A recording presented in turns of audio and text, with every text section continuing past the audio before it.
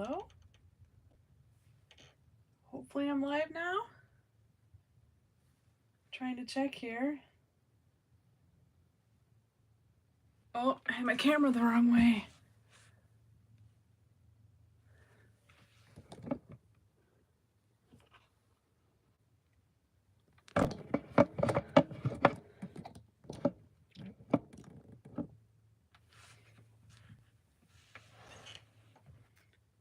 Sorry about that. Hopefully you can see me now. So I do have my iPad set up here so that if anyone sends me a chat, I think I'll be able to see it. But I think there'll be a delay.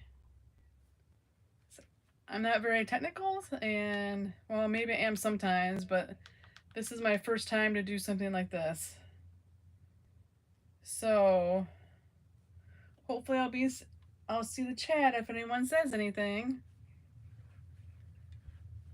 So I had this idea based on the meme of if someone gets kidnapped, and then the meme is the kidnappers throwing the person back into their house because they talked about cats for 2 hours.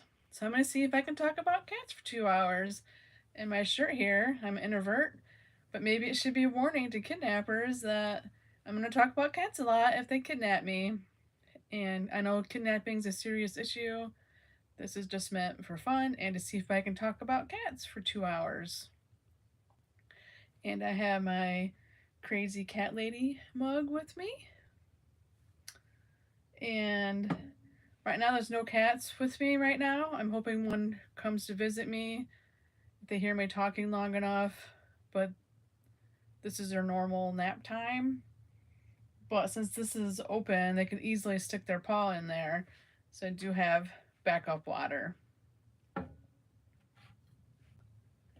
Okay, so the first thing I think I'll just talk about is how all my cats got their names. And there's a link in the description if you want to see pictures of the cats. It's just like a collage because I'm recording this using my phone. So I'm not at a computer to be able to do fancy things like make pictures of the cats appear. So I'm just going to talk about the cats. So our first two cats we got in 2003, and their names were Lena and 𝐸𝐞𝐢𝐝. And their names are from anime series that I was watching with my husband at the time.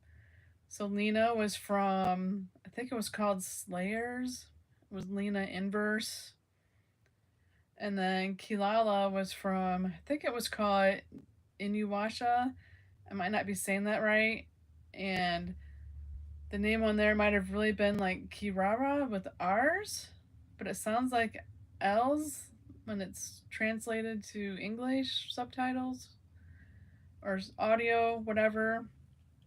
So we called her 𝐸𝐞𝐢𝐝 and spelled it, let's see.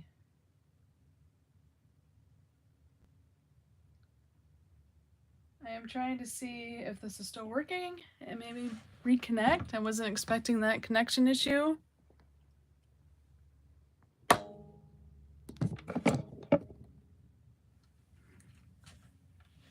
So I'm trying to see if this is still working. Hopefully it is. I don't know where it dropped off at. I guess next time I'll have to do this at my computer.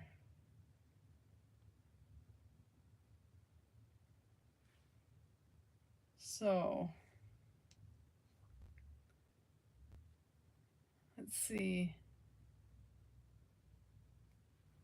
Okay, I think I'm back.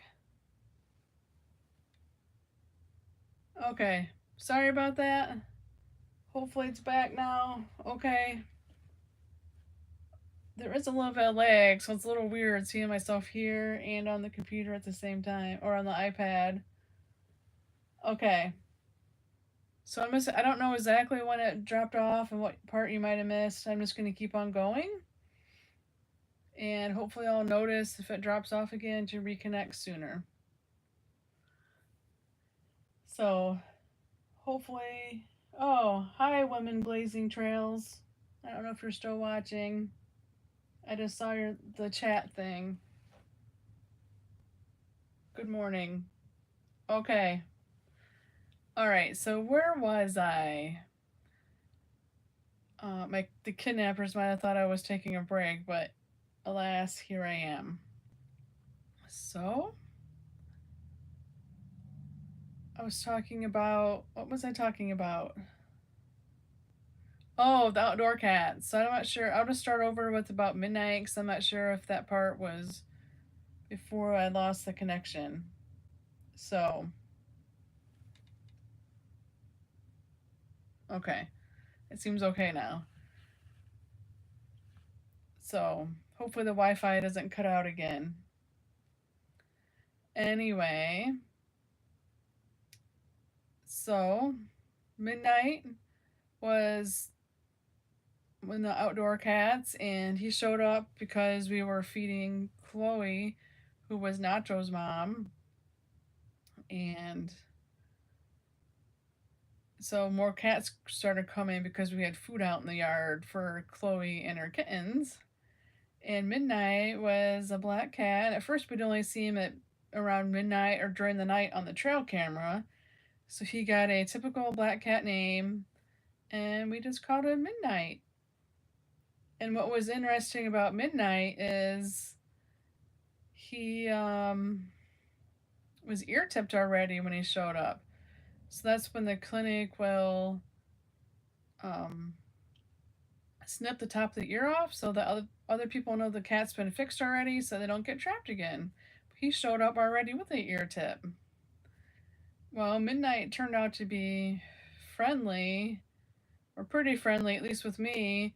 But back then, for some reason, our Humane Society wouldn't take cats that were ear tipped. I think they thought people were taking advantage of ear tipping cats. I don't know, because it's usually cheaper for outdoor cats. Anyway, so we just kept him in the yard, and then, of course, there was more cats. And Charcoal was gray and white. He had a little white patch on his chest. And he showed up not too long after midnight. I'm not exactly clear on the timing. I didn't bring my records. So for Charcoal, for his name, I asked my mom, what should we name this cat that's gray? And she said Charcoal. So we went with Charcoal. So that was his name. And then about that same time, there was an orange and white cat, and he was also feral. There was more cats than these ones, but these are just the ones that stuck around. And so I put out a trap, and Pork Chop went in, and he got his name because when I trapped him, I was making pork chops. So that's his story. The clinic we used required her name on the form, and I didn't like doing just cat A, B, C, D. I mean, that's what some people did, which is fine. But I like to know, like, this form went with this cat, especially if something were to happen and we needed to refer to it for some reason, which I've never had to do that. But that's how he got his name. I was making pork chops while he went into the trap. And then for like 3 years, we only had the 3 outdoor cats out there. So meanwhile, we learned how to do trap, neuter, return, and I worked with the guy who was feeding Chloe and met another neighbor, and we got about 30 cats fixed in the neighborhood. And so then in 2021, in November, a kitten showed up. Well, that was kind of a surprise because this kitten didn't look like any other neighborhood cat. He was gray and white with long hair, and that was just like, where did this cat come from? And it was like a teenager sized kitten, so was it abandoned? But it was not really friendly. But I thought maybe it could be friendly. So I tried to trap it, And you think a kitten would go in a trap, but I even use like my smaller trap that's probably better for a kitten. And this was in probably December. I think it showed up in November on the trail camera, but I don't think I realized it was there until December when I started seeing it, because our trail camera's old. It's not connected to Wi-Fi, and um, so it's not like a instant feed of something's moving on the camera and you get it sent to your phone right away. It's not like that. So I tried trapping him because it seemed like he would meow. Like I could hear him in one of the shelter containers meowing in the mornings. So I thought this might just be a friendly cat that's scared, but he never went into the trap. And then if he wasn't friendly, we'd have to get him fixed and put him back out. So ended up getting too cold to do trapping in January.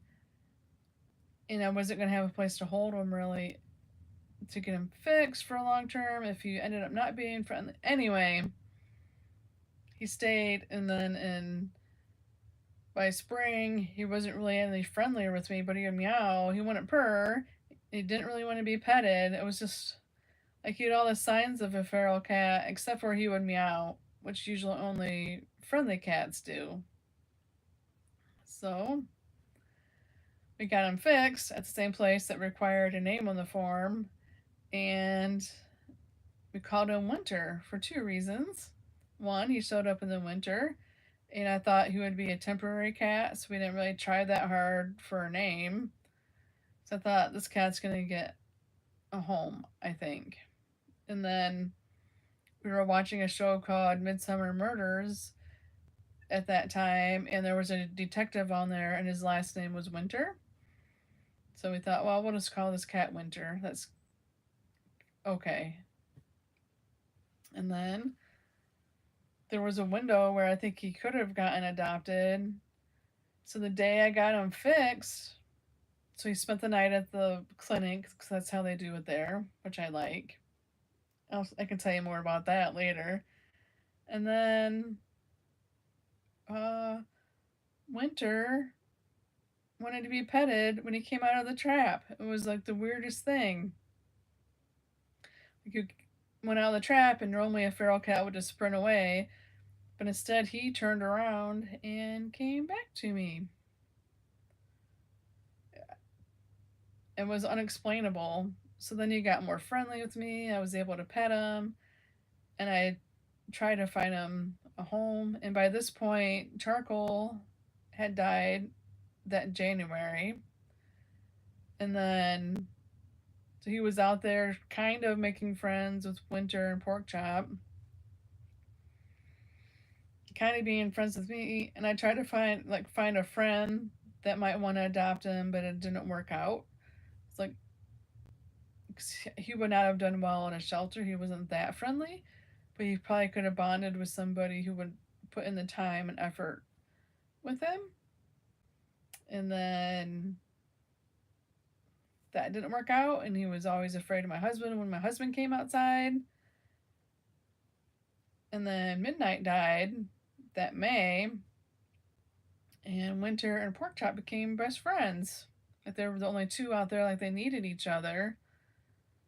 And then it seemed like Winter was more like a feeder friendly cat only, which would make him very hard to go to another person. And Porkchop is definitely more feral. Like he lets me pet him now. That took like 3 or 4 years to be able to pet Porkchop. If I stand up, he gets startled. Like the smallest things startle him. So I just call them my feeder friendly cats, and they're out there now. And I think this is still working. Don't see anything else in the chat right now. So that's how all the cats got their names. And of course, there were more cats outdoors. But another thing I had on the list I wanted to talk about is using water fountains with your cats. So water bowls are great and should definitely be provided. And we have some cats, Violet. So if you want to see Violet's picture, if you're just joined, there's a link in the description where you can see a picture of all the cats, or most of the cats, the ones that I've considered my indoor and outdoor cats. Not every neighborhood cat that's ever came by. So, an advantage of a water fountain is the water is always running. Unless you get a fountain, just found out recently from a friend, there are fountains that have sensors, so the fountain only runs when the cat's nearby and triggers the sensor. But the fountains we have run continually, which can attract the cats and they might drink more water. And with indoor cats, especially, sometimes they don't drink enough water, so that's an important thing. And with Buster, he was our orange white tabby. He had like crystals in his urine and blood sometimes, and that's when we switched to water fountains because he needed to drink more, and he did drink more once we had the fountain. Like it would attract him, and the water stays fresher.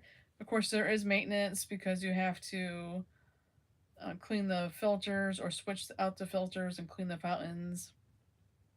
And sometimes the filters can, or the pumps can go bad, but they do make replacement pumps, so you don't have to buy the whole fountain. At least for the brand that we have Pet Safe. So it's definitely worth trying out if you are interested and have cats and need them to drink more. But we still keep the bowls because now Violet doesn't drink out of the fountains, so we give her fresh water every day in a bowl. And Elwood has kidney disease now. We just found that out a couple months ago. And I read online that sometimes cats with kidney disease need to drink extra water, like to help out their kidneys. So we now have more water bowls throughout the house. So those get fresh water, and we should probably add more fountains because Elwood does like the fountains. And the fountain we have in our kitchen right now, it's like a big bowl and has a center fountain thing. And he likes to drink out of the bowl, but we have other cats that drink out of the top where fountains actually spills out of the top. So that's interesting. And it looks like this is still going good. So I'm going to get a drink here.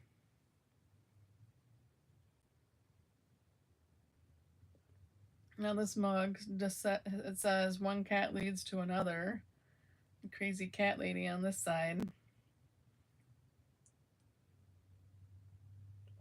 So I really felt like I became a cat lady when we went from the 3 cats to having 6 at one time. Like anyone could be a cat lady, but I really started liking cats more. I mean, I liked the cats. I feel like I took it to the next level once we had the 6 cats. So at that time, some people thought we were nuts to have 6 cats, and even the vet said, like, more cats is more problems, and I have a video all about that, about more cats, more problems that you can watch if you want to. And what we did, though, with the encouragement of our vet, that was the first time that we did like the catification projects with our house. So what that means is, for us, this couch I'm sitting on, which is probably older than me, that's why blankets on it, but you can see the armrest here, like how old this pattern is. It's probably like from the 60s or 70s. And another random thing, this blanket, which has cats on it, my niece gave to me, and I use it almost every day. Anyway, so this couch was downstairs. I'm in my little upstairs room right now, like our little bonus room, I guess you would call it. And so we started putting more cat towers in the house, and it's just my husband and I that live here, the only humans. So we took out this love seat that was downstairs because we didn't get very many visitors. Like when we visit family, we usually go to their homes. And my dad is allergic to cats, so he doesn't really want to come in my house and be allergic and have symptoms for being around the cat. And I think he doesn't like cats that much, but he's always nice about my cats. Anyway, so we put up a whole wall of cat towers, and we got cat window seats and stuff like that. I got more scratchers and just made the house more friendly for the cats to give them more space. We put a thing on the back of the door that has different levels so that the cats could use that too. And we have a room that's full of cat shelves. So that was a project we did. And there is a video about tips for how to do this because really my husband did it and I just kind of watched. But we put shelves along the top of a room and gave them ways to get up, and now they can run all around the room. So we probably did that. It's probably been like 6 years. I'd have to check the video date. But to this day, some of the cats still use those shelves almost every day. And another interesting thing about cats is how they change their favorite spots. So sometimes the cats sit up here on this couch. Now, this is a routine change for me to be up here because I usually work in the basement. But sometimes there'll be 3 cats sitting up here on this couch. So that's one of their favorite spots. But sometimes they change their favorite spots. Like right now, Charlotte's sleeping on the couch, and that's her favorite spot right now. Not this couch. This is the love seat. We have a couch in our living room. But sometimes her favorite spot will be one of my desk chairs, my painting chair. Or she'll want to sleep on a cat shelf in the cat room. Really, all our rooms are cat rooms. So it's just kind of interesting to me how cats can change their favorite spots. And nothing in the chat right now. Okay. And then, another thing I was going to tell you about the real story of why we have a cat shed for the outdoor cats. So, the evolution of what's happened in our yard since we started feeding cats has been something. I don't know if I'm explaining that right. So, the first cat showed up. His name was Other Buster. And that was probably like in, let's see, 2000. Let's see, we took in Buster in 2011. So it's probably like around 2010. So this cat kept coming to the yard and we felt bad for it. So my husband, and it did not seem friendly at all. So my husband built a little cat house for it. And he would use it. Well, we don't know if it was a girl or boy. And it had the ear tip. So it was fixed. So that was good. And then that provided shelter when Violet showed up in 2014. So Other Buster was out there. Really, I'm not sure if I have these dates right. So we called Other Buster because we'd brought in Buster, who looked very similar to Other Buster, and my husband was like, we can't name him because that would mean we'll probably have another cat in the house. Not knowing that he was a feral cat then. So we just called him Other Buster. So I think we brought in Buster in 2011. Yeah. So we started feeding Other Buster. And then we would see other cats. So I guess they were coming too, and we did things like we built a straw fort in the backyard once for one winter for them. So the first winter, all I had was this little cat house made out of old ping pong table and shingles, basically stuff we had laying around in the garage. And what we did was, I'm going to admit this, but people will shame you for it if you do it, and they know on the internet. But we just didn't know. We just thought we were helping the cat. we put a blanket in that little cat shelter. And apparently, blankets are terrible because they hold moisture. If they get wet, they can freeze. So you're supposed to put straw. Well, we didn't know that then. We just thought we were helping this cat. But amazingly, even with that blanket in that shelter, the cat made it through the winter. So then I think the next 2 winters,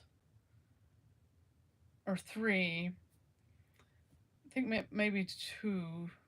Anyway, it doesn't matter how many winters exactly. We ended up building like a little straw fort for the outdoor cats so they would have more protection from the weather. So we just had straw bales, and there's a picture on my website in the article about the cat shed, which I'll tell you why we got the cat shed pretty soon here. Just keep watching, I'll get to it. And so, okay, so we did the straw fort thing, which actually was pretty inexpensive. It would just only last like through the winter because after all the snow and stuff, it would break down because it'd get wet. But I kept the cats dry. So there was other buster out there, and then it seemed because we had food out, we started attracting more cats, which that was not our goal. And there was definitely neighborhood cats back then too. Sorry, I thought I saw a bee. Might have just been a reflection in the window. Oh yeah, it's outside. There's a window right here. So there was a cat at a rental house. So we knew that cat had a home that would come visit and get a snack sometimes. And anyway, so okay, back to the story. I got distracted by the bee. With other buster, we just did the straw forts, and then one night, it was in February of 2014, there was a huge cat fight in the yard. Now, this was before we knew how to do trap, neuter, return, or we were aware of how many other cats were really in our neighborhood that were not fixed. So, and we only knew the other Buster was fixed because when we brought in Buster, I know this is a little tangent, his ear was tipped, but we didn't know what that meant. So we took him to the vet like the same day we brought him in, and they explained what an ear tip was. We thought he must have been in some horrible fight and lost part of his ear. Anyway, so we knew other Buster was fixed because he had the matching ear tip. So one night in February, it was like 4 in the morning, I hear this huge cat fight outside. It was terrible. So I go out there, and then there was this black and white cat that we started calling Fluffy, and maybe a third cat, which I don't really remember, and Other Buster too. No, that was Other Buster. There is Other Buster 2 coming up later. Anyway, it was terrible, and after that day, we never saw Other Buster again. He was just gone, I guess because of how they do territories or whatever.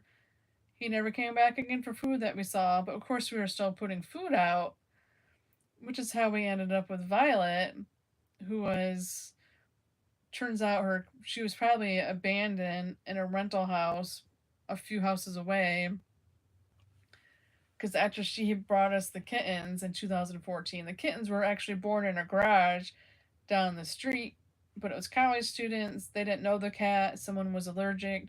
They were not helping them. They had no interest. And that's when we decided we were going to help Violet. Anyway, so Other Buster 2 left. We don't know where he went. We never saw him again. We like to believe that someone else made friends with him and took him in, but we really don't know. He could have just moved into a different territory. So, this is still working. Okay. And then, so we have the one shelter out there. We're bringing Violet and her kittens, and we decided to stop feeding outdoor cats because Other Buster had left. And then we had Violet, and we brought her in. And the other cat we would see sometimes. We didn't see it regular, but mostly we just assumed that these were all indoor outdoor cats because the one that we knew about was definitely an indoor outdoor cat because we would see which house it would go to. So, skip ahead 3 years later, that's when Chloe had the kittens in the yard when we were not feeding the cats. And she put the kittens in that same little cat house that we had left out there one day when it was raining, and that's how we discovered them.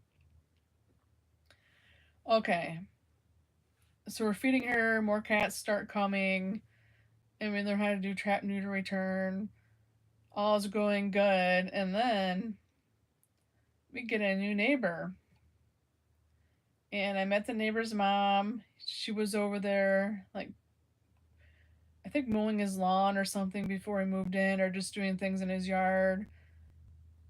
And she tells me, because I thought she was a new neighbor, and she said, no, her son would be moving in soon. He's really nice. He likes cats. I had told her about the outdoor cats because I'm always nervous because you don't know how people are going to respond about outdoor cats. Like, some people are like, they got to go. I'm going to. Anyway, so I end up meeting the new neighbor when he moves in, and he says, if those cats poop in my yard, I might kill them.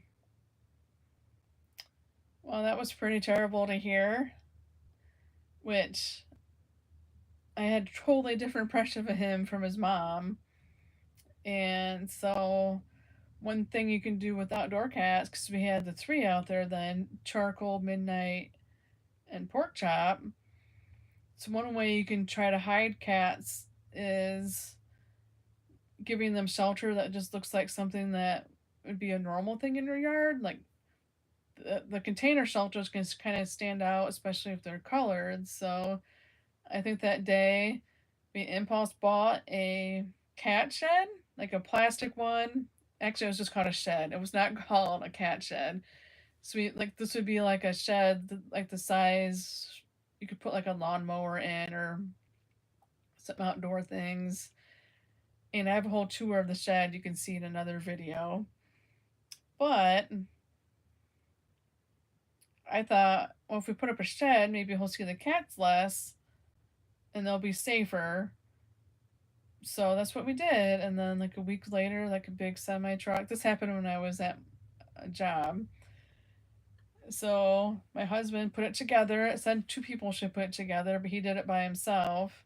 And we cut holes in it for little entryways. We thought, well, maybe this will hide the cats. And I really didn't want the cats pooping in his yard, so we tried to do things to make our yard more attractive for pooping. And we got a whole bunch of play sand at Lowe's. I don't think the cats ever pooped in it. I thought, well, I can scoop outdoor cat litter box. But, and so we would mow our lawn a little bit less. And then, like a week later, the neighbor, or maybe a month later, the neighbor apologized for saying that and said he would never harm the cats. So it all worked out okay. And I don't think the cat's ever pooped in his yard. Like, he mows it 2 or 3 times a week and keeps it pretty short. But there was maybe one time I saw poop in his yard. I just went over there and picked it up. Like, it could have been from like a dog because it was kind of, a lot of people walk their dogs in a neighborhood. But anyway, that is why we got the shed, because I was wanting to hide the cats from the neighbors as much as possible. So fortunately, the neighbor's still there and he's completely okay with the cats. They even cut through by the fence that goes, like in his yard, and he's kind of okay with them because they're not pooping in his yard. So we do what we can. Actually, we don't really know exactly where the cats go because we rarely see it. I know sometimes they do go in the yard, but the cats also go someplace during the day in the warmer weather. So we do have a little area we call the woods next to the garage, which is just really like a clump of trees and some bushes where someone else before us had did landscaping before we bought this house. So that kind of, I think they might just go in there somewhere. Like, and we put leaves in there in the fall. If we rake leaves, we'll just put them in the woods. The woods. It's not really woods. It's like 3 or 4 trees and some bushes. So let's see, how am I doing on time? 47 minutes already. I'm just getting started here. So maybe I can't talk to 2 hours for 2 hours. And I really thought a cat would come visit me by now just because they hear my talking. So I'm going to try a little trick. I might be too far away. So this brush, Charlotte. Oh, I didn't say how Charlotte was named. Oh, I skipped Charlotte. So let's go back to the cat naming. So Charlotte was a cat we took in from a friend who was moving. And Charlotte was an outdoor cat at my friend's house. Like, she lived out in the country and they just had outdoor cats, but they were moving and couldn't take her. So I assumed that she was an outdoor cat. She would just stay an outdoor cat, and had a barn lined up for her. And that home fell through, and the person was moving. So I thought, well, we'll just take her and put her in our garage. Like, we have a playpen that we can use for cats. And she was super duper friendly. And my husband's like, she's also super duper cute. Why don't we just keep her? So we kept her. And my husband named her Charlotte. I don't know exactly how he came up with that name. He just likes the name Charlotte. And maybe it kind of goes with Violet a little bit. Anyway, so we kept her. She's the big brown white tabby. And if you're just joining, in the description, there is a link to the cats in the description. I think it's called Meet the Cats, where you can see a collage of all their pictures. Because I'm using my phone for this live stream, so I'm not at my computer to be able to do fancy things like slide in photos when I'm talking about a cat. So let's see. And then, so Charlotte, she loves this brush. But I think she might be too far away to hear it. Like, if I would flick it and she was close by, she would come sprinting to be brushed. But I think I'm just a little bit too far away, and I know she was sleeping when I came up here. And Charlotte, let's talk more about Charlotte. She's an interesting cat because she was run over by a car when she was a kitten. And we found this out because, so we brought her in and the tip of her tail was broken. So I asked my friend, like, if she knew how that happened. And she's like, oh, she was run over by a car when she was a kitten, but she seemed okay, and just her tail was broken. Well, Charlotte was about 5 when we adopted her, and now I think we're coming up on having her for about 6 years, so she's probably about 11. But Charlotte always had trouble going number 2 in the litter box, or not always, like off and on. So it seemed like she would swallow a lot of her hair and not throw up a hairball, and it would come out the other end. So we had medicine for her. We tried Catlax, and then one time, it's probably been about 2 years ago, she got constipated so severely that we had to take her to the vet. And he did X-rays, and I said, I've always thought she walks a little funny sometimes. Maybe look at her hips while you're doing X-rays anyway. So he did X-rays, and you could see all the fecal matter that was backed up. But the cause of all these problems was really she has a broken pelvic bone, and that was probably caused when she was a kitten because it healed funny. It's like crooked, but it's too late to like re-break it and fix it the right way. There would be way too much pain for her to go through again. So, am I still connected? Yep. That's why she kept having trouble pooping. So now Charlotte gets Miralax every day just to soften things up and to help things go through. So to make that easy, we do that. We mix it with a cat treat. So at first I thought I only did this for like one day. I can mix up the amount of Miralax, which isn't very much, with water and just give it to her in a syringe. She hated that. Like, who wants to be force fed a syringe of water every day?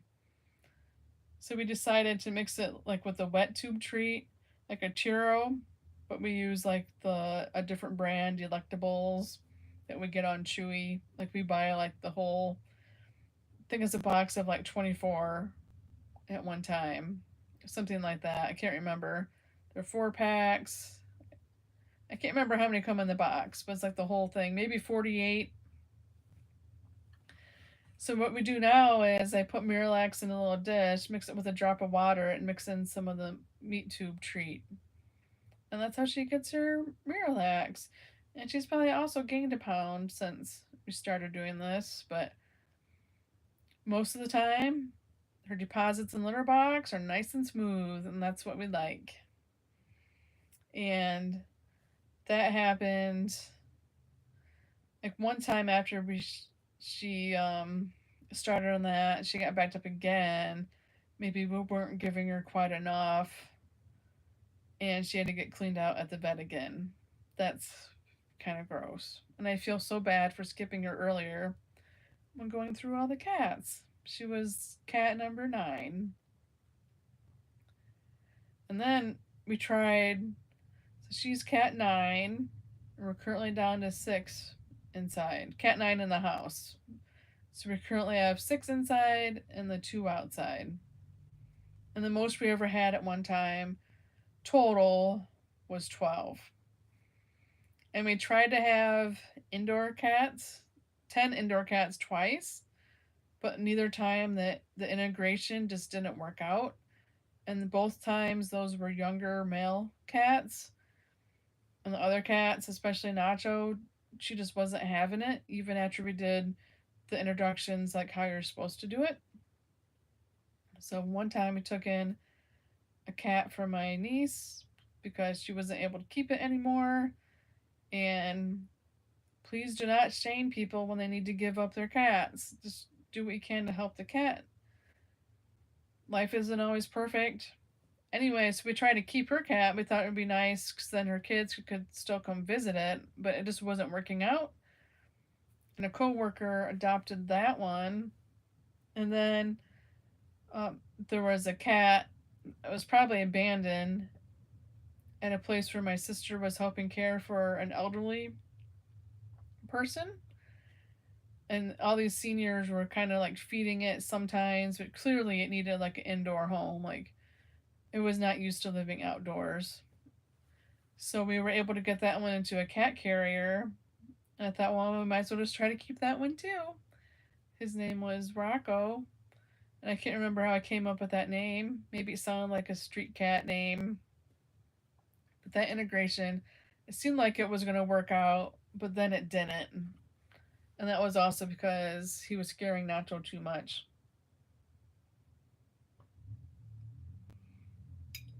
I think she had trouble with younger cats that were too wild chasing her. And she's always been a little bit under socialized too, which anyway, so we determined that we should not keep adding more cats to our home. It's just too stressful for the other cats, even if you do the integration like how you're supposed to. I think Jackson Galaxy has good videos about how to do it, and we learned a lot from him. So, oh, I didn't finish. Oh yeah, I did finish the shed story. So now the shed has also been upgraded over time. So it started out the first winter we just put in like doghouse type shelters for the cats, which I had a video about how to make them. And since I mean, the opening was kind of too large, but since it was in the shed, it was okay. And now we have heated cat houses. So we got lucky. There was actually electricity outside in our yard when we moved in. What we didn't know was how dangerous that electricity was because it wasn't done right. Which we found out when we had the deck replaced, and the guys who took the old deck apart said this electricity out here is extremely dangerous. Like they didn't put the wires like in the right tubing or whatever you're supposed to do to protect it for outdoor use. And they said we were lucky we had never had a fire and we lived here like 15 or 16 years or almost 20 maybe by the time we got the deck. Anyway, maybe the second winter we had the shed, we had put the heated cat houses in the um, shed because there was two, maybe just there was just two outlets, so we just had two heated cat houses. And then when we had the deck replaced, we also had a electrician install safe outdoor electricity for us and put it right inside the shed. So that's what the cats have now. And we also have another outlet we can use for a heated water bowl. If you feed outdoor cats, you'll know that a heated water bowl makes things so much easier in the winter if it gets cold enough to freeze. So before we were using the heated water bowl, I had this whole system of using like casserole hot packs. I would warm those up in the microwave and stack bowls. So there would be like a bowl, a hot pack, and then another bowl to try to keep the water from freezing so fast, which it did work. It would delay the water freezing for at least a few hours, unless it was super cold. But the water was always frozen by morning. So having the heated water bowl has been such a blessing. It's so convenient. Let's see. I don't see. Oh, Women Blazing Trails. I love those paintings in the back. Why, thank you very much. So, we can talk about cat paintings for a while. So, I really like cats, and cats are my favorite. And these paintings, about 4 or 5 years ago, I learned that I like to paint, which I didn't know. I'll actually show you the first painting. So, let me reach up. I'm going to have to stand up to get it.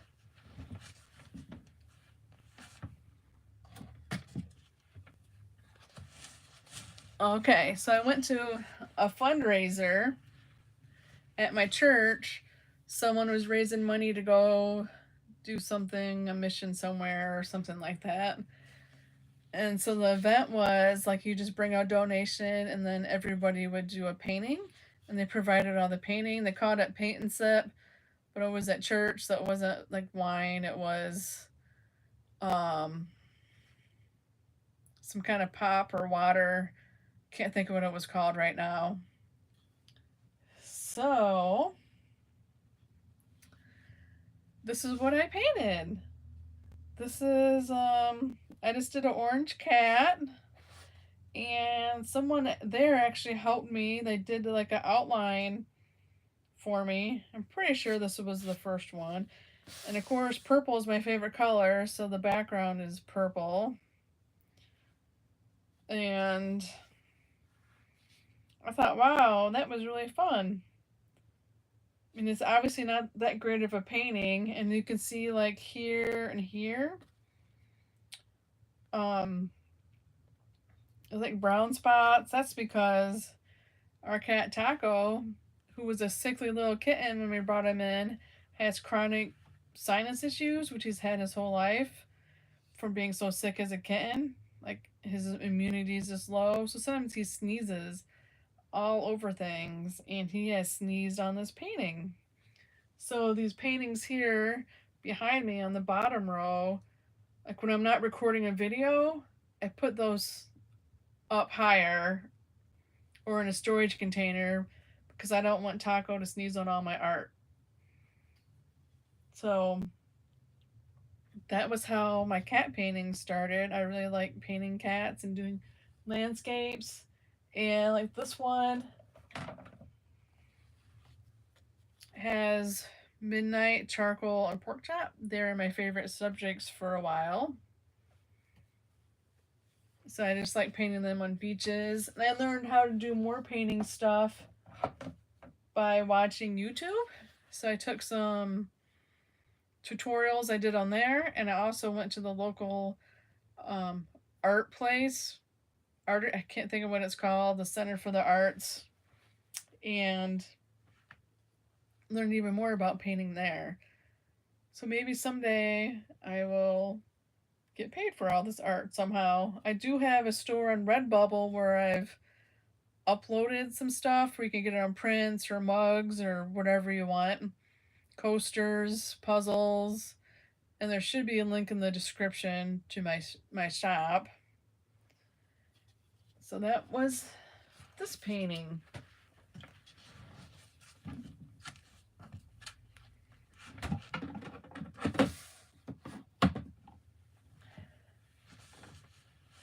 Okay. So I've tried painting cat portraits too, but that doesn't always work out. I do much better with just painting like the outlines of the cats. Let's see, what time is it? Oh, you can't even draw a stick man? Well, drawing a stick man is still a drawing, but I just had to start somewhere, and I like painting so much it was okay if my paintings didn't come out that well. I just really like to paint. Like, I've definitely had some big flops, but I just enjoy painting and just keep painting, and maybe someday I'll get better because the more you practice something, you usually get better at it. So, I suppose we could talk about. Oh, it's 11:06. Yes, you can ask a question. Please do ask. Asking questions will help give me something more to talk about besides just rambling on.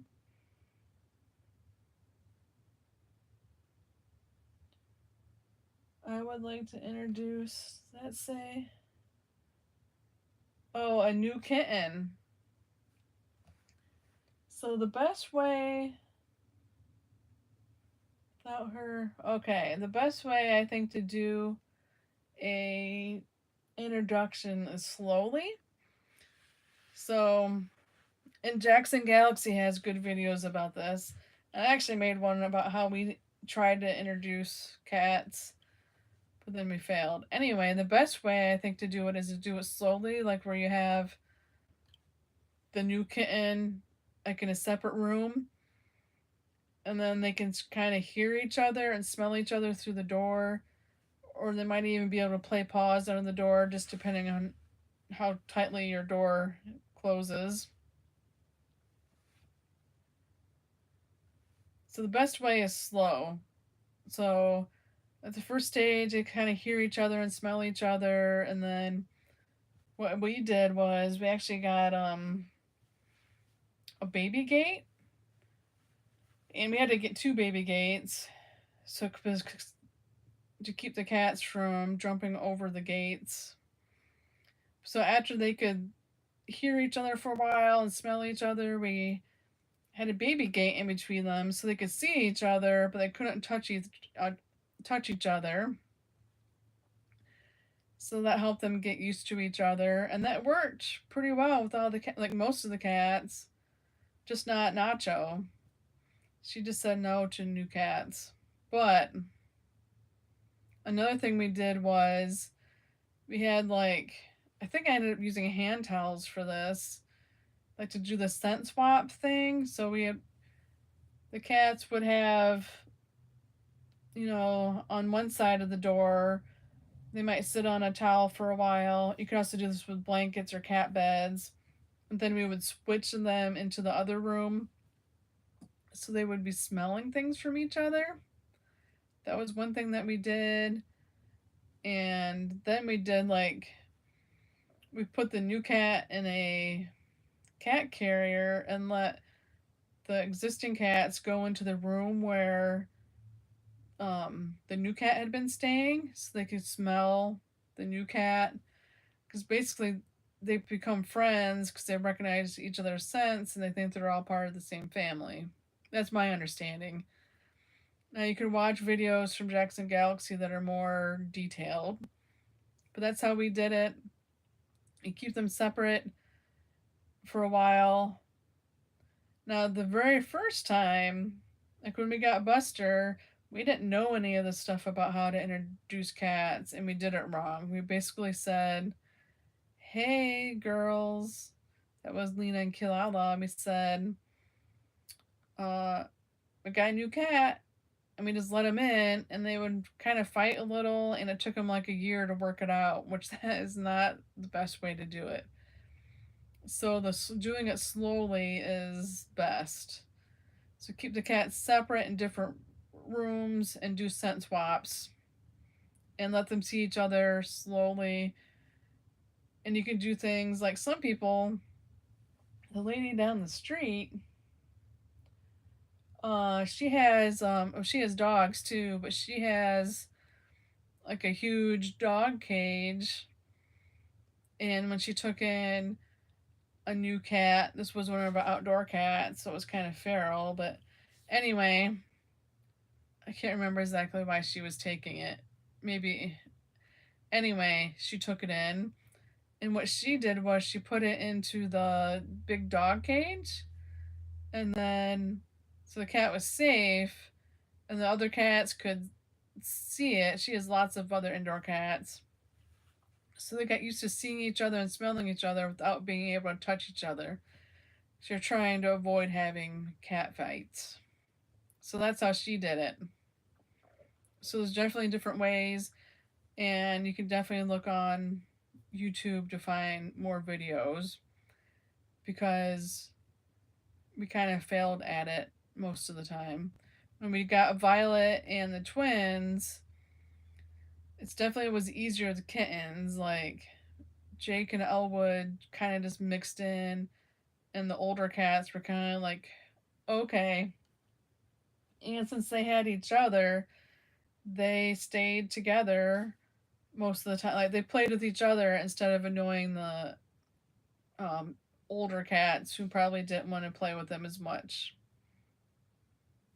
So that helped. And with Violet, um, she was kind of scared and took her a while just to adjust to being around, to being in the house again. And she would hide a lot anyway, so she just kind of slowly did it herself. But with kittens, sometimes it just works out. So that would also be another thing. Like, you could just put the kitten with your other cat and see how it works out, because sometimes it does just work out. But in general, a slower introduction is going to be more successful. Let's see, is there any other questions? Yeah, I don't see any, but thank you for those. It's nice to have someone talk in the live chat, actually. I think it's pretty exciting that people are watching. Thank you so much. It says that there's 4 people. I know one of those is me, and one of them is Women Blazing Trails. So there's 2 other people. Thank you. This is kind of fun.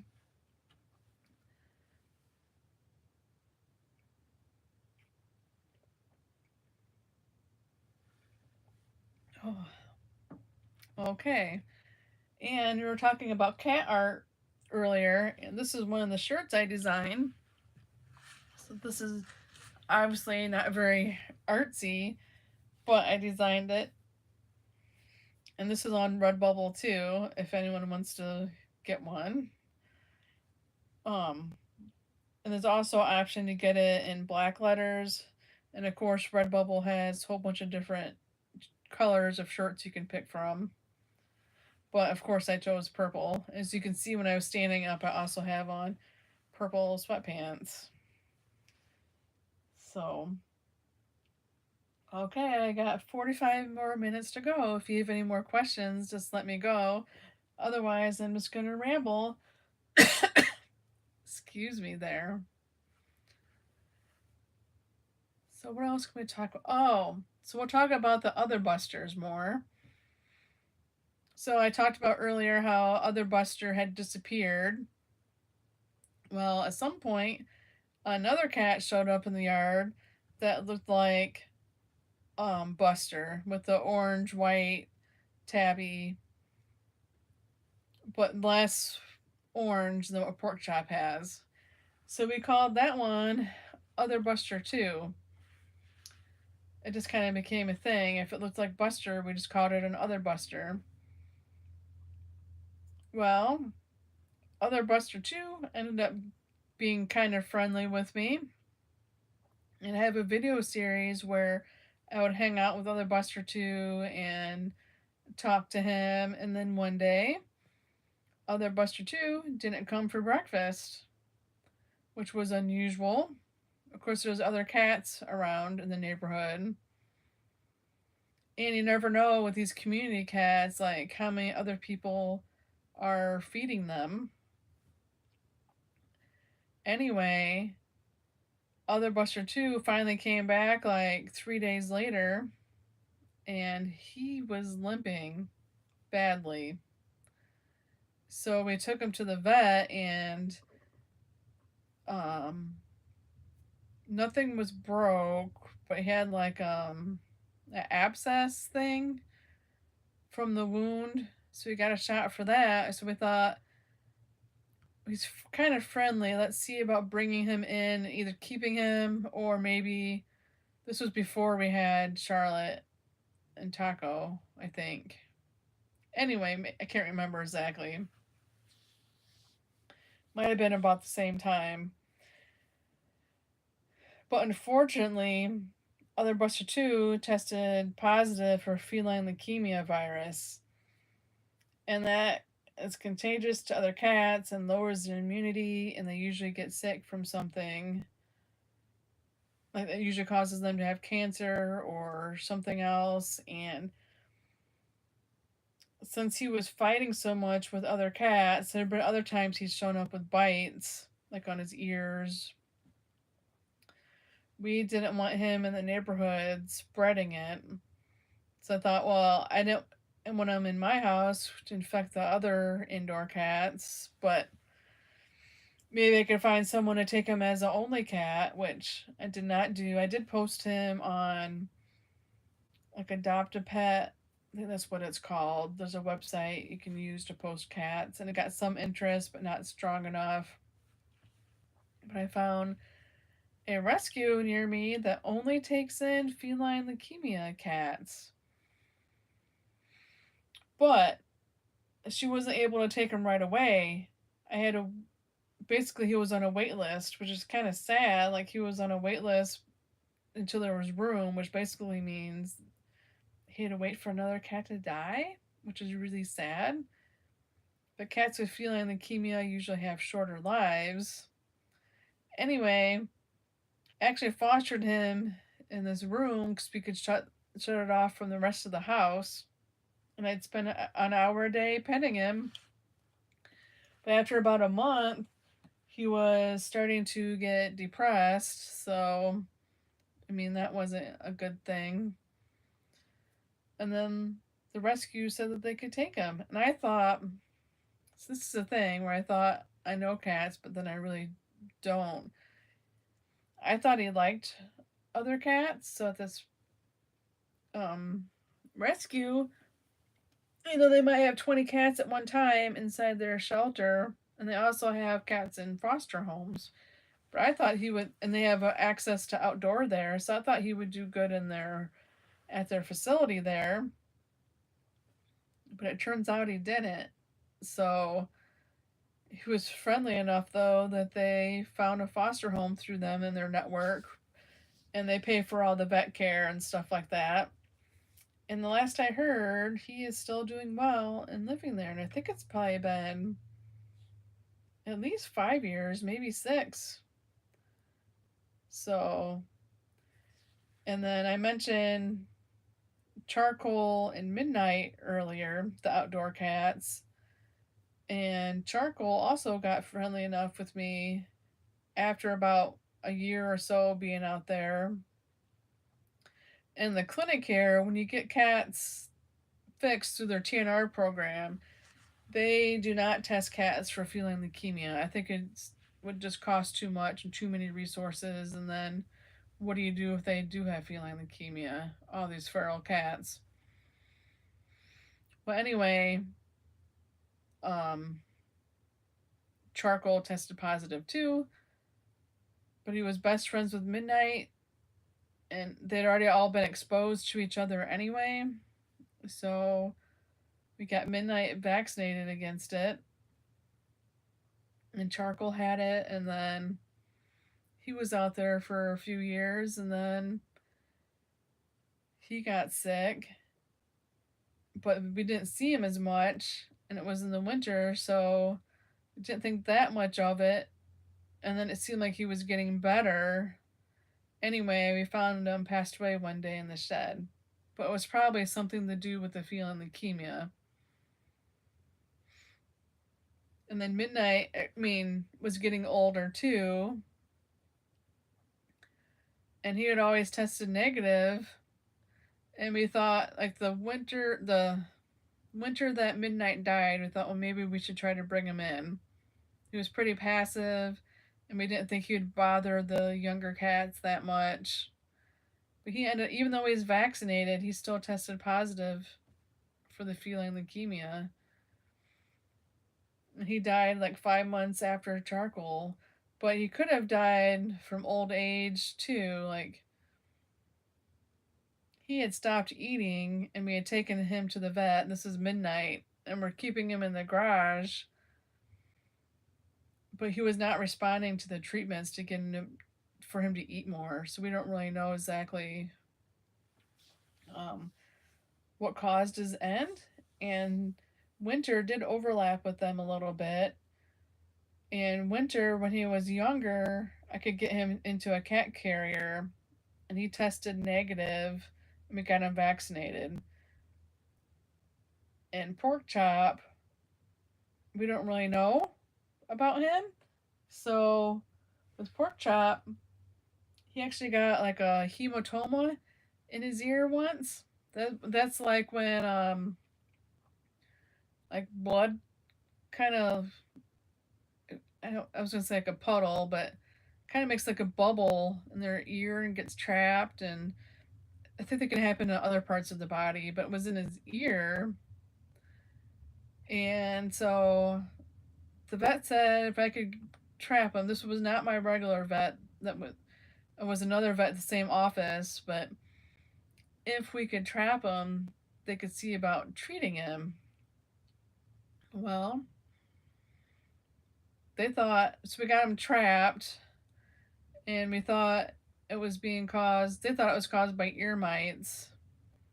So then I felt bad because in the summertime I put on like Revolution or something so they don't get fleas.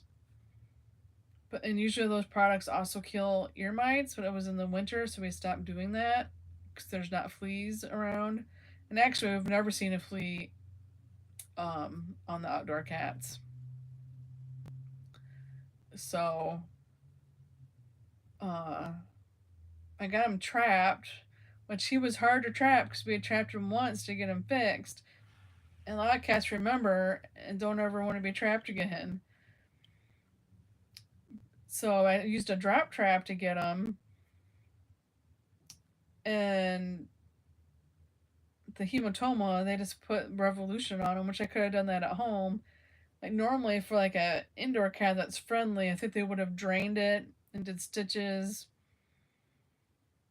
But they said he was not friendly enough to be put through that because we had to keep him, inside, like in the playpen, until he could have went back to get the stitches out. So they said just to let it heal on its own, and he would have scar tissue, but he would be okay. So he has scar tissue. But while he was there, um, they didn't test him for feeling leukemia, but I had to give him the vaccine, and they were updating his rabies shots anyway. I thought, well, if he has it, he has it. But let's give him, if he doesn't have it, let's get him vaccinated. So we don't know. But he's still out there and doing well, so I think he probably doesn't have it after all this time. So that's good news. But we'll just see. He could have it. I mean, there's cats that live at the rescue for 8 or 9 years with it. But it's harder for outdoor cats. So let's see. Any more questions? Not yet. I need another drink. So, as my shirt says, I'm an introvert and I probably never talked for 2 hours straight before. But if I was kidnapped, and maybe I could talk about cats for 2 hours, and I hear a cat coming. Let's see who it is. That sounds like Jake. So hopefully Jake will jump up here. Now what's interesting about Jake is he does not like to sit on laps. So he'll sit next to me, but I don't think he'll sit on me. It'd be very rare for him to sit on me. So hopefully you can see him. Let's see. Yep, you can see him. So Jake is a very wonderful cat most of the time. He likes to pick on Charlotte though.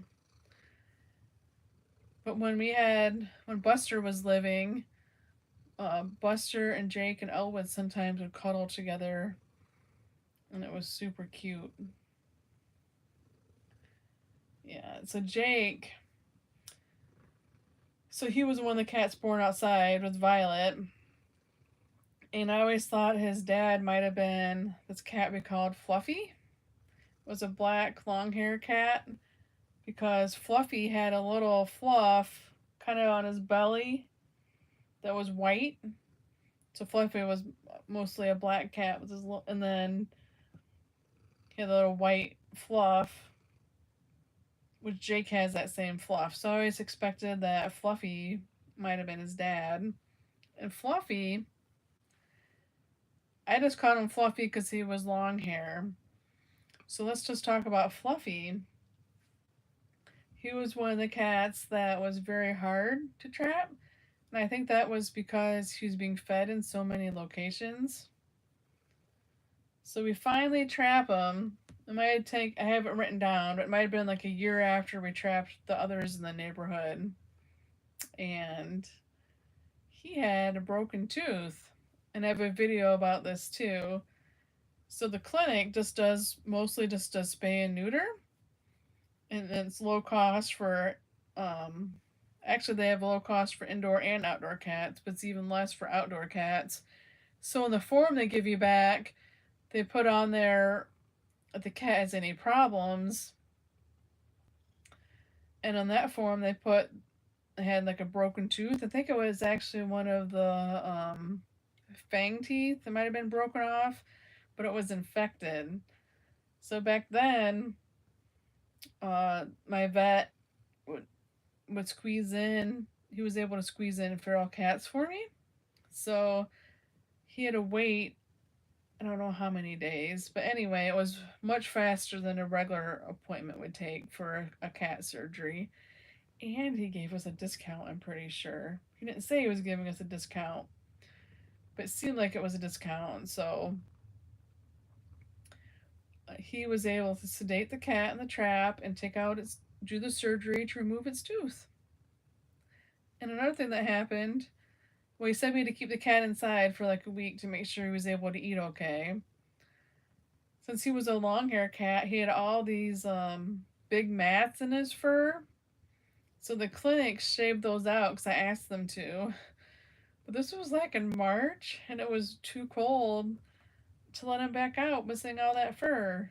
So we had to keep him in the garage like for a week or two until some of his fur grew back. And he was a community cat. So the guy that was feeding Chloe turned out was also feeding Fluffy, and he had a different name for Fluffy, which I can't remember what he called him. And eventually, Fluffy ended up trusting that man enough that he was able to move into that man's house. I just thought that was wonderful. So that's how these community cats are, the feral cats. Sometimes they stay feral, but sometimes they end up trusting their feeders. So when they're feeder friendly, that means they're only friendly with whoever feeds them and spends a little bit of time with them each day. So that was Fluffy. And then Chloe, so she had a boyfriend that could have been the father of Nacho and the other cats. You don't really know for sure while these cats were running around. But we called him Chloe's boyfriend. That was actually the name I put on the form, was Chloe's boyfriend. And the man down the street had a different name for him. And I think that cat actually visited another friend down a different street, and she had a different name for him. And then after Chloe had the kittens, she ended up, we took the kittens away from her when they were like 8 or 9 weeks old, or 10 weeks. And she ended up moving down the street to another feeder, and they had a different name for her. And her story was kind of ends tragically. So, about a year and a half after we got her fixed, this was in December, I was notified that something was wrong with her and she had something hanging out of her butt. Well, that's not a good thing. So we decided to trap her, and I had my vet lined up that had agreed to see her if we could trap her. He said this was back when he had emergency hours, so it didn't really matter when he would. He was still a local vet, not owned by a corporation, so he would just meet me there if I could catch her. Anyway, so she had been trapped to be fixed, and it took a lot of effort to actually trap her. I didn't have a drop trap then, which this is why we got a drop trap, because it took a week to trap this cat. So the people that were feeding her stopped feeding her, and we put traps in their yard. So basically, if she wanted food, she would have to go into that trap. But she had been trapped before, so that would be a hard thing for her to do, because obviously cats don't really enjoy being in a trap.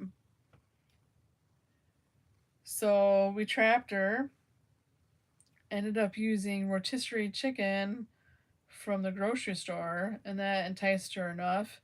And another issue we had was, so they stopped feeding her, but she remembered there was food at my house, so she started coming back to my house for food. So during that week, I had to do like where I had put out food for charcoal and midnight and pork chop, and after they were done eating, like for like maybe 20 minutes in the morning, I'd have to take the food in, then feed them again in the evening, so that Chloe was not eating their food, because we needed her to be hungry enough to go into the trap. Well, it turned out she had a prolapsed rectum, and on Christmas Eve, the vet did like emergency surgery for her, but it was quite severe, and it seemed like she was okay. We picked her up, she was awake and alert. He said if she was doing okay, we could let her out in a few days, or like 5 days. But she ended up dying overnight. So I don't know. And some people think that she died because it might have been too cold for her in the garage, but my vet insists that that is not why she died. Like, she was awake enough, and that would have not have been a problem. It was probably like 50 in the garage. Anyway, that was really sad. And then she was actually the first time we lost a cat. And of course, having it happen on Christmas was not good. So that was sad. But that's just things happen sometimes. And with her being a feral cat, if she was an indoor cat, if you notice that with your cat, they would get treated promptly, hopefully. But since she was outdoor, and it took a while before someone actually told me because I wasn't feeding her, and the people that were feeding her, I don't think they knew that I could trap her. And then the other guy, they ended up seeing him and telling him, and he told me.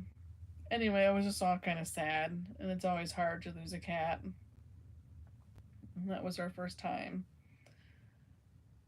So she was never really my cat, but she was the mother of Nacho. She was definitely like a community cat, way more than any other cat.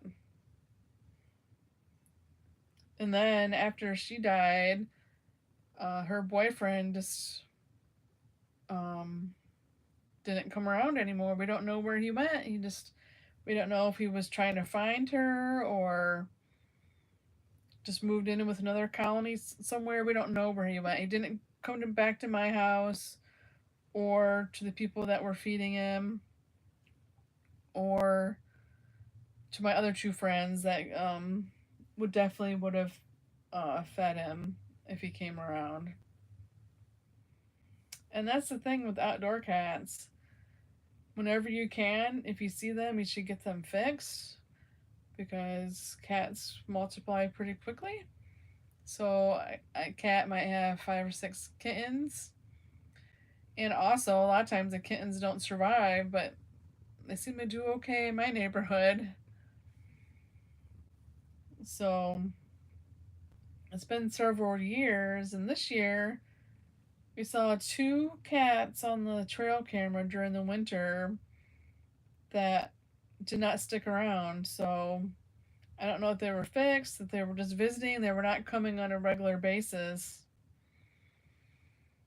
But if they had stuck around longer, we would have gotten them fixed. Like if they come into my yard, they get fixed. Like I used to be so worried, like I'm gonna fix someone else's cat. But then you just find out people either don't know about getting outdoor cats fixed or they don't have the money or they can't do transport or whatever. They have reasons. So if a cat comes into my yard, it gets fixed. And we did that once. And I did the same for the lady down the street where she was willing to pay to get all the cats fixed, but with her job situation, like she wasn't able to do all the transporting.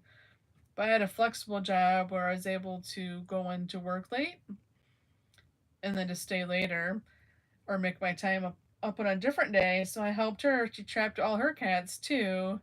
And then I drove them to the clinic.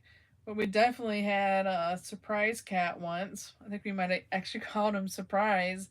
It was a cat she had never seen before, but it went into the trap. So it got fixed. And of course, okay, no new questions. It only takes one cat to end up having 10, especially if you have a female. So my friends that live out in the country started feeding a cat, of course, because they wanted to help it. And then it had kittens. And the whole time they were feeding it, they thought it was a male cat. So you just can't really tell by looking at them. And if you can't really get a good look under their tail, I mean, usually if it's an unfixed male, you can tell. But if you can't see under their tail, well, it could be a female. And then the boyfriend came around too. So the cat had, I think, 6 kittens the first time. So they were actually more like my mom's friends. Anyway, they got a hold of me and we got most of them fixed. I think in the first year there was one kitten that we, or two that we didn't get fixed. But what happened was, like with the clinics now, you have to have an appointment to get the cats fixed. So the mom cat, we got her fixed, and then she was not pregnant when she got fixed, but she must have given birth in the last like 2 or 3 weeks leading up to that because she ended up showing up with two more kittens. So, I mean, they can get pregnant again pretty quickly. And unfortunately, before we could get her into the clinic, she had had kittens again somewhere. And there could have been more than two, but only two. I think it was only two that survived, or maybe there was only two because they don't know where she had the kittens. And then sometimes other new cats would show up at their house. So we're pretty sure that someone must be dumping cats near them, or there was other people nearby that were feeding cats. So I think we ended up getting fixed the mom cat, the dad cat, the 6 kittens. So that was 8. And then the next 2 kittens, a new girlfriend cat, and I think maybe 3 random males. Like cats that they would just come sometimes, or you get them fixed. And never. The one time it was actually a polydactyl cat. They had never seen it before, and it went into the trap. So we got it fixed. And this is Taco. He's the one with the chronic sneezing. So there's a chance that he will sneeze him out. Oh, he might sneeze in there and get a drink. See, that's why I have this with the lid. It's safe from snot, safe from cat drinks. So if he starts sneezing, might have to move the art behind me, but hopefully he'll just watch me. So, is he gonna get a drink now? And with Taco, I think yeah, he's just sneezing now. I think it was in the fall of 2016 when we brought him in.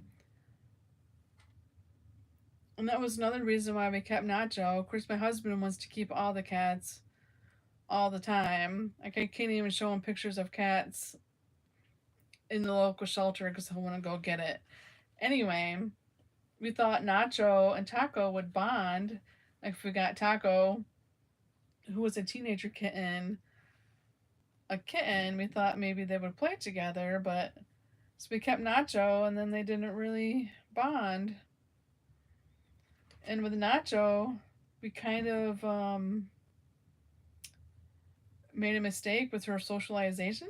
So she was Chloe's kitten, and I tried to socialize them in a playpen, which I would get in the playpen with the 5 kittens and hold them, even though they didn't want to be held.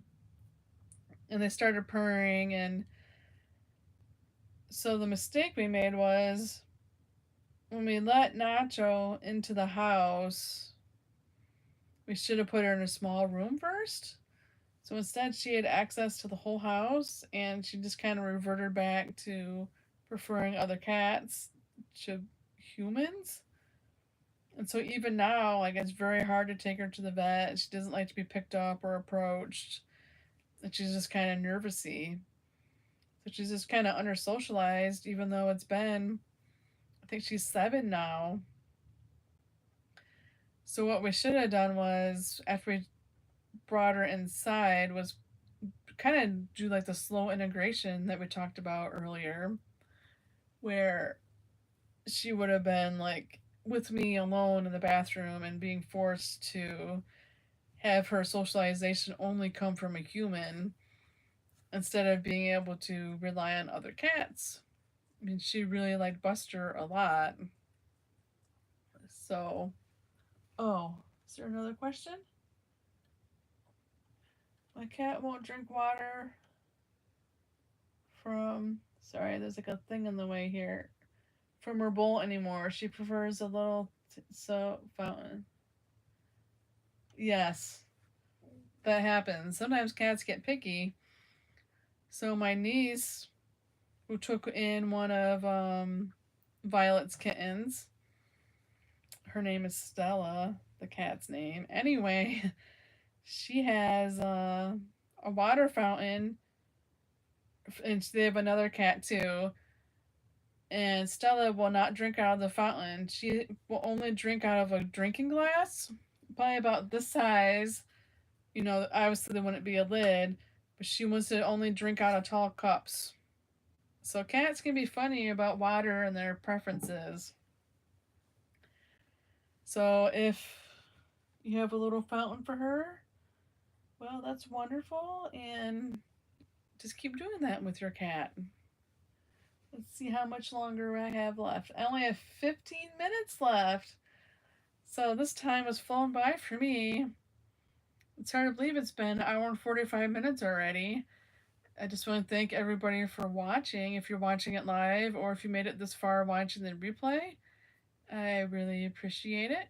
I think that's really nice of you to support me by watching my videos. And of course, if you could subscribe and watch more videos, I would appreciate that too. I am trying to get my watch hours up on YouTube so that I can earn from the ads I put in my videos. So when you see ads on people's videos, that doesn't mean they're getting a share of the video, because YouTube puts ads on everyone's videos now, I think. There might be a way to turn it off, but I don't think I know how to do that, or maybe it's not even an option if you don't meet certain criteria. I'm not really sure, but I'm trying to get to the point where I can get a cut from this ad revenue, since they're putting ads on my videos anyway. And cats are my favorite, so I think I'm gonna make it to the 2 hours of talking about cats. It's been fun for me. Cats are my favorite. So I just have to get a few more random cat stories for you. Let's see, what else could I talk about? So Taco's down there on the floor now. I think Jake's gonna fall asleep. Oh yeah, you can kind of still see him. He's right here next to me. I wasn't really sure how to do the camera for this. I figured with there's not cats, you can at least see the art, and all the art has cats in it. Like that one's a little weird, where I tried to do like cats and clouds, but clouds were kind of hard to paint, at least for me. So though really hard to tell that they're actually clouds, I think, and then that there's cats there too. So painting is an adventure, but I really enjoy it. Yeah, he's gonna fall asleep, so I should probably stop petting him, but he's so soft. And I think lots of times he might be sleeping in this area, so he's probably wishing that I would get off his couch. That's kind of what I think. So, 12 more minutes.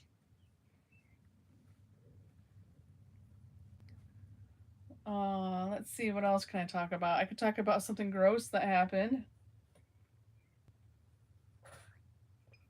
So one time our cats got fleas.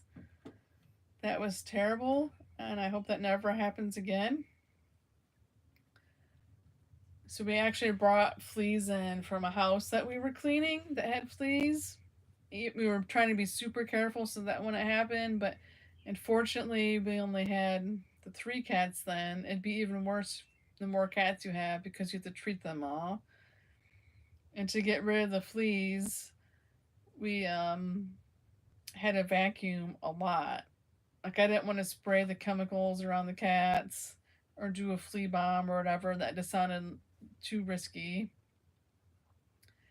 So we had fleas and they would bite me and it sucked. But eventually we got rid of them.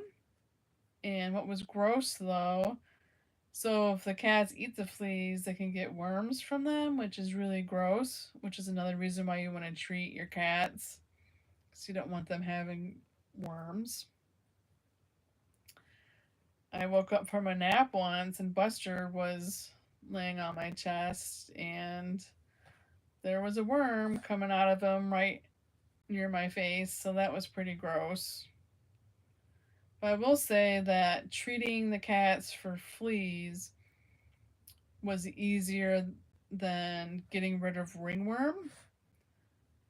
So the cats actually had ringworm once. It started with Pork Chop had ringworm, which I didn't even really know what it looked like then. And ringworm does not actually involve any worms. So that was something else that I learned. But it makes like a circle sometimes where they lose their fur. And Pork Chop had it, but I didn't know that's what he had. And he didn't seem to be in any distress. But looking back on it, like it should have been a red flag. And I had shown a picture to the vet tech who wasn't sure what it was, but they didn't think I needed to trap Pork Chop to bring him in. But then, I pet the outdoor cats, and ringworm is invisible. I don't think you can even see it with like a black light. Buster ended up getting this huge sore on his back, and it wasn't clearing up. And it turned out it was ringworm. And the vet took like a sample thing and took it into like a dark room, and it didn't glow like for ringworm, but he did some kind of test on it and it came back as ringworm. So that was a whole adventure that I would not wish on anybody. So we did treat him, but with ringworm, let's say a piece of cat hair falls off the cat that has ringworm on it, well then it can get passed to the next cat and the next cat, and like I can't really see his ears, but Jake still has some missing fur or light fur, and I think that happened when he had ringworm. He doesn't have ringworm now. It took like a year and a half, and then Nacho kept getting it, and she's the one we really couldn't treat. But eventually, ringworm goes away on its own. So, but we had to give medicine to, and then to Buster, like oral medicine, and then Charlotte got it pretty bad. And the other cats wasn't as bad. We were able to use like the antifungal cream that you just get at the pharmacy or like CVS, and that was enough to clear it up on them. And then we would think it was gone, and then another spot would pop up on somebody. So we also did a lot of vacuuming then, and I can't remember what all we did, but it was terrible. And basically, we just had to wait. I guess it's called self limiting, and eventually that means, I don't know, it just goes away. But it can be contagious for like 12 or 18 months or something. It was crazy. So we barely had any visitors during that time. I mean, it just wasn't a good time. But if I had been more aware that Pork Chop had it, I think I would have did different things to try to prevent bringing it in to the indoor cats. Like I would have been better about washing my hands after petting the indoor cats, or wearing different clothes outside with the outdoor cats. That would keep. I don't know what I would have done different, but ringworm was not fun at all. Let's see. Okay, so 7 minutes left. So I think the scenario was supposed to be about talking for 2 hours based on that funny meme, like the kidnapper kidnaps you, but you talk about cats so much that they return you. And in the meme, people, you know, you can replace cats with, I mean, it could be painting, like whatever you talk about too much. So I have proven that I can talk about cats for 2 hours. And if you like seeing live streams, I could do more if I have topics to talk about or if you want to interact with me. So just that is something that I could do sometime. Let's see, any last comments? No? So I have to make it 5 more minutes and then I can have lunch. I know maybe this isn't the best time of day to do a live stream, but um, I tend to have more energy in the mornings because I became a morning person. I also have a newsletter that I send out every Saturday. I call it the Catterday newsletter, which you can sign up for that below. I think in the below it might say like free tips for living with cats. Well, after you get that 3-day email series, that will turn into where you just get the Catterday newsletter on Saturdays, and I might just switch that over. You just get the Catterday newsletter from the start. We'll see what happens there. And I've been setting that up for years. I think since 2016, and I've never missed a Saturday. So if you're watching this because you heard about it in the newsletter, thank you so much for watching. I appreciate it. And let's see, one more little cat tidbit. I could tell I might end up going over 2 hours. So, uh, cats are my favorite. I would love to spend more time with cats. So, but I have found out that when things go wrong with cats, it's very stressful for me. So, like, no one told me when we first got cats how hard it can be. Like, especially when you can tell that their end is near. And it's stressful for me when they're sick, and I mean, you just can't fix things. I guess it's the same way if you have a kid, if they're sick, like, you can't just snap your fingers and they're better. So watching a cat be sick is hard. And then, of course, cats just can't tell you what they're feeling. It'd be so much easier if they could just speak English and say, oh, my stomach hurts, or whatever. So it'd probably make the vet's job easier too, but so, like, cats are great when everything's great, but it's stressful for me when things are going wrong.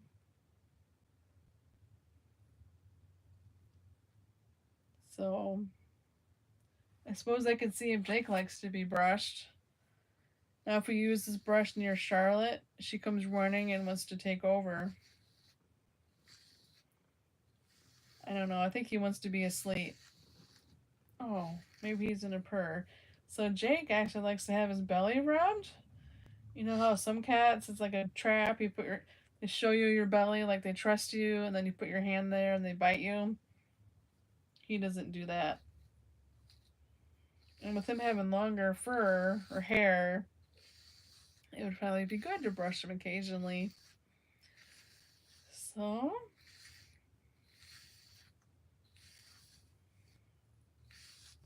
look at all that. And this brush is nice because to get it off, you just push the button and it comes off. So, if you wanted to do like needle felting,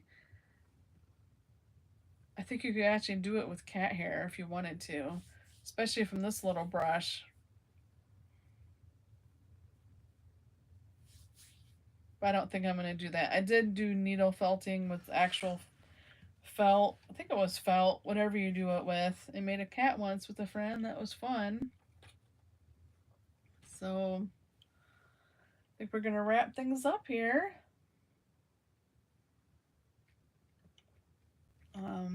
Thank you so much for watching. If you want me to talk about more cat things, I could. I've proven that I can just talk about cats. And there's lots of things I could talk about. I have to make it 2 more minutes. Oh, thank you. Women Blazing Trails said, great job. Well, thank you so much for watching. I appreciate that you supported me like this. So hopefully some more people will watch the replay. And if you have any comments, just please leave a comment. I do read all the comments. Sometimes people leave comments, I don't know what they mean, so I might just skip them. Like it might just be like a random phrase, or they might just say like "what," like I don't know what that means. So I do read all the comments, and I wonder like how popular you need to be so that you have so many comments that it's too many to read. So maybe I'll find out someday, but right now my little channel um, isn't that large, so I do read all the comments and I try to answer questions. And I make the short videos sometimes too, just the quick little videos. So, is it noon yet? Oh, it's noon now, so I might have started a couple minutes late, but uh, thank you for watching and sticking with me through that one disconnection I had. I might have to stand up to turn the camera off. But I appreciate your support. And if you have any questions about cats or things you want to talk about or comments about anything I said, please just leave a comment. And if you want to see pictures of all these cats I mentioned today, there is a link in the description to my Meet the Cats page where you can see a nice little collage of them all. Thank you very much. Let's see.